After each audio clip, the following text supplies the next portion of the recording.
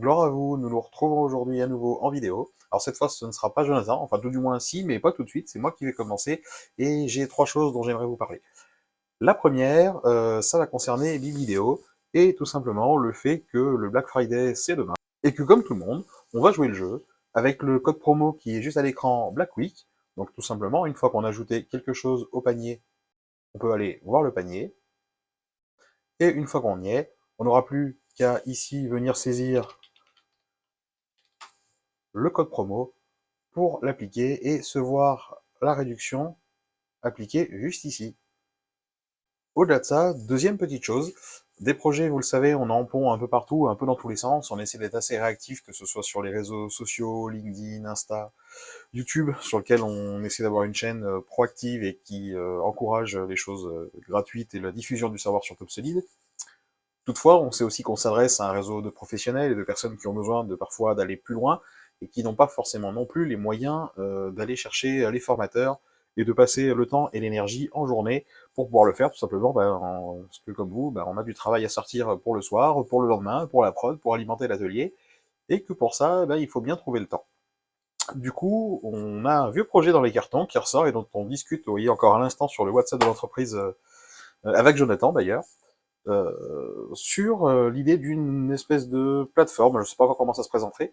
Je sais que TopSolid a sorti sa plateforme e-learning, donc notamment sur la V7, on a beaucoup de contenu, et une partie sur la V6 qui est beaucoup moins fournie.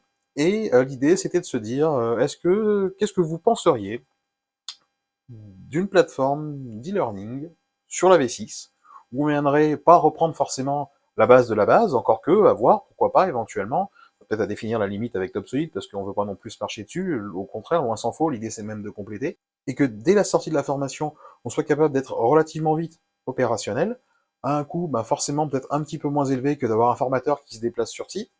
L'avantage de pouvoir faire ça en temps réel quand vous le souhaitez, puisque forcément, qui dit produit dématérialisé et présent sur Internet dit que ça peut se faire en plusieurs fois, que vous pouvez le faire à votre rythme, vous n'êtes pas immobilisé pendant 3 jours sur un site à l'extérieur ou avec un formateur qui vous bloque également 2 jours et avec les personnes qui vont et viennent dans l'atelier ou dans le bureau pour vous déranger.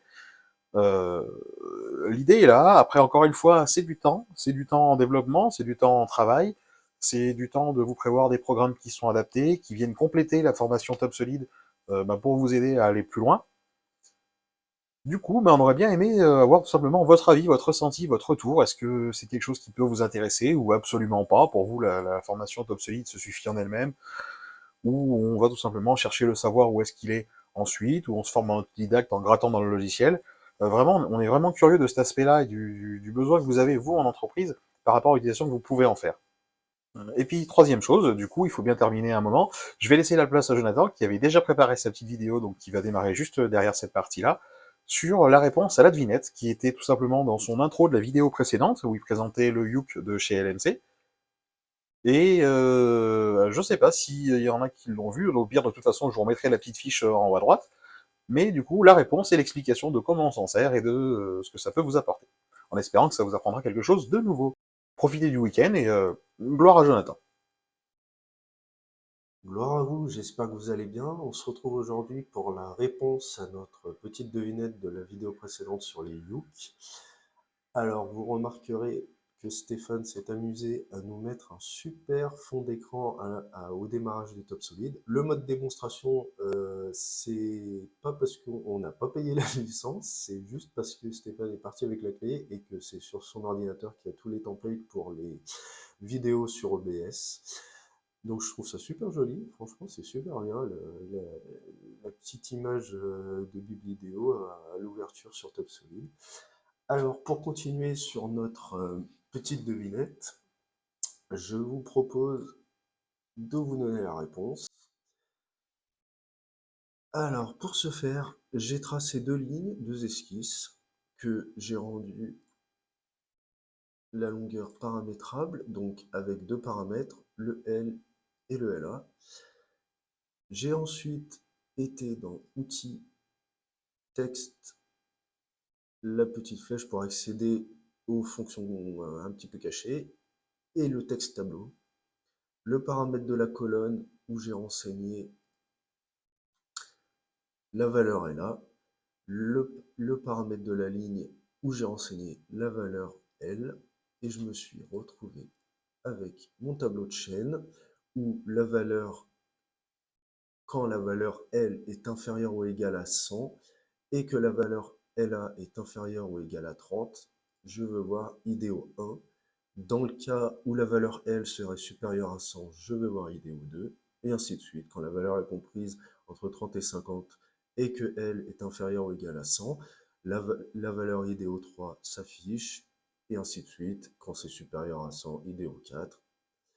Donc, on se retrouve avec ça, et ça va nous permettre une chose dont moi je me suis servi, c'est de faire apparaître dans une pièce qui a préalablement été définie,